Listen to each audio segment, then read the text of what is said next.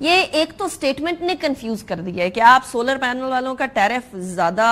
ان سے کم پیسوں میں یونٹ لینے والے ہیں یا نہیں لینے والے ہیں، یہ سٹڈی کیا ہوگی، اس کے بعد کیا ہوگا. ہم ایک جگہ کہہ رہے ہیں ہم نے رینیویبل انرجی کی طرف جانا ہے، دوسری جگہ ہم لوگ فرسودہ قسم کے جو معاہدے ہوئے تھے کیپیسٹی پیمنٹ میں وہاں پھنسے ہوئے ہیں اور وہ سارا صارف کی طرف ڈالنے لگے ہیں. پالیسی معاہدے حکومت کرتی ہے، پھنس ایک عام آدمی جاتا ہے اور پھر آپ اسے کہتے ہیں سولر پینل بھی نہیں لگانے آپ نے.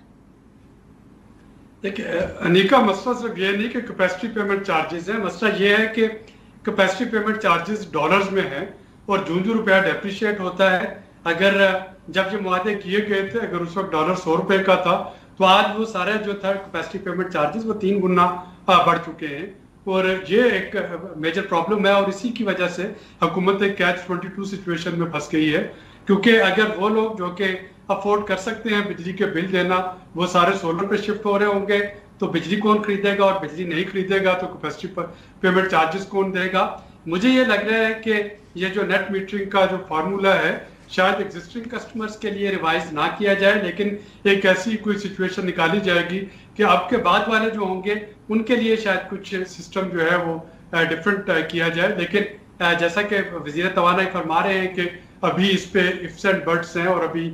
دیکھنے کی ضرورت ہے کہ حکومت کے پاس آپشن کون کون سی ہیں. ایک آپشن جو کہ ایکسپلور کرنے کی ضرورت ہے، چونکہ ظاہر ہے کہ ہمیں پیسے دینے ہیں تو جو ڈسکوز ہیں ان کے لاسز کو کیوں نہیں ہم کنٹرول کرتے. اس وقت پچھلے سال کی نیپرا رپورٹ کے مطابق ٹرانسمیشن اور ڈسٹریبیوشن لاسز میں 436 ارب روپے جو ہے وہ حکومت کو نقصان ہوا. یعنی ایک بے نظیر انکم سپورٹ پروگرام کا پورے سال کا بجٹ وہ اس کے ڈسکوز کے TND لاسز میں جاتا ہے. تو اگر ان لاسز کو کم کر لیا جائے تو شاید صارفین کو اتنا زیادہ نہ دبانا پڑے اور اس کی وجہ سے بھی یہ جو تھوڑا سا مسئلہ ہے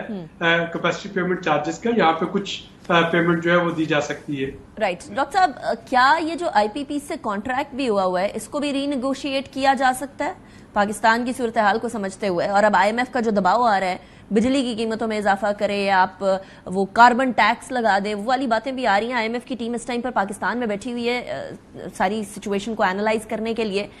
کیا کوئی ری نیگوسیشن کی راستے کی طرف بھی حکومت کو جانا چاہیے یا وہ پاسبلٹیز؟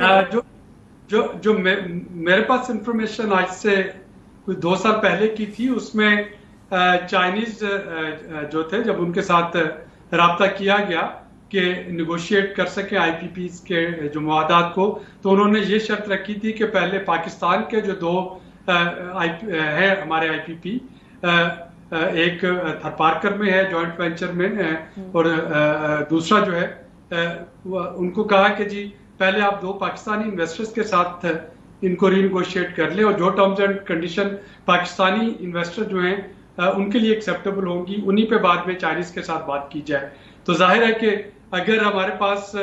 IPPs میں 2 جو ہے وہ انڈیجنس اس میں انویسٹر بھی ہیں، اگر ہم ان کو پہلے ان سے بات کریں گے تو تبھی ہم کسی ایکسٹرنل انویسٹر کو کہہ سکیں گے. اور میرا خیال میں آج بھی سچویشن وہیں پہ کہیں اسٹرک ہوگی کہ پہلے آپ اپنے جو ڈومیسٹک انویسٹر ہیں ان کے ساتھ بات کریں اور اگر وہ راضی ہوتے ہیں تو پھر ہم چائنا کی طرف دیکھیں. رائٹ ڈاکٹر صاحب، اس سارے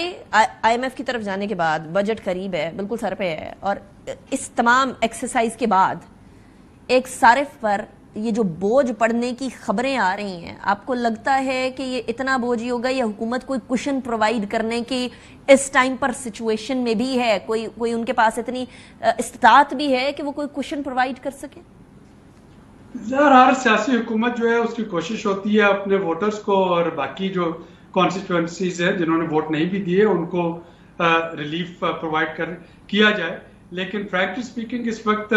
نہ تو پالیسی کوشن نظر آتا ہے اور نہ فسکل کوشن نظر آتا ہے. ابھی PSDP پہ بھی آپ نے دیکھا کہ پلاننگ منسٹر اور فائنانس منسٹر جو تھے وہ ایک پیج پہ نہیں ہے. پلاننگ منسٹر ایک بڑا PSDP پروگرام چاہ رہے ہیں، فائنانس منسٹر جو ہیں وہ اس کی ایلوکیشن اتنی نہیں کر رہے. تو دیکھنا یہ ہوگا کہ وفاق جو ہے وہ اس کے پاس کتنا کشن بچتا ہے، صوبے جو ہیں ان کو کیا اضافی ذمہ داریاں دی جاتی ہیں، کیونکہ فیڈرل ڈویزیبل پول میں سے ہی کچھ سکویز کر کے وفاق کے پاس کشن آئے گا. خواہ وہ سوشل سیفٹی نیٹس میں سے کچھ حصہ صوبوں کو دیا جائے کہ وہ اپنے طور پہ چلائیں اور وفاق کے پاس کچھ پیسے آ جائیں. हाँ सूबे जो हैं, सूबे अगर अपने रेवेन्यू में इजाफा कर सकें तो वो सोशल सेक्टर में एक रिलीफ फराहम करने की कोशिश में होंगे। और मेरा ख्याल है कि इस वक्त एक हेल्दी कंपटीशन हमें डिमांड करना चाहिए चारों सूबों में, यहाँ पे के 4 मुख्तलिफ हुकूमतें हैं कि कौन सी हुकूमत ऐसी है जो कि ज्यादा रेवेन्यू इकट्ठा करके अपने सूबे के अवाम को ज्यादा बेहतर रिलीफ प्रोवाइड कर पाए। This would be actually the true form of 18th amendment in itself as well. लेकिन डॉक्टर साहब जाते जाते 30 सेकंड्स में क्या इस टाइम पर जो पाकिस्तान की गवर्नमेंट की सूरत हाल है और इस टाइम पर जो बिजली की सूरत हाल है, ये आने वाले टाइम्स के अंदर भी हमारे लाइन लॉसेस, हमारे डिस्कोस के इश्यूज, ये प्राइवेटाइजेशन से सही हो सकते हैं या ये नहीं हो सकते? देखिए अब भी अगर हमने इसका हल ना निकाला तो ये अफोर्डेबिलिटी क्राइसिस का हम शिकार हो जाएंगे कि इतना महंगी बिजली हो जाए कि लोग जो है वो तंग आके उसको इस्तेमाल करना बंद कर दे। और मेरा ख्याल है कि इस वक्त अगर आप लिस्ट देखते हैं जो प्राइवेटाइजेशन की, उसमें डिस्कोस की बात भी की गई है और डिस्कोस के जरिए असल चीज रिकवरी बेहतर बनाना है और लॉसेस को कम करना है, वो प्राइवेट होके करें, पब्लिक प्राइवेट पार्टनरशिप में करें या सरकार। डॉक्टर आबिद सुलैर साहब, thank you very much in the programme.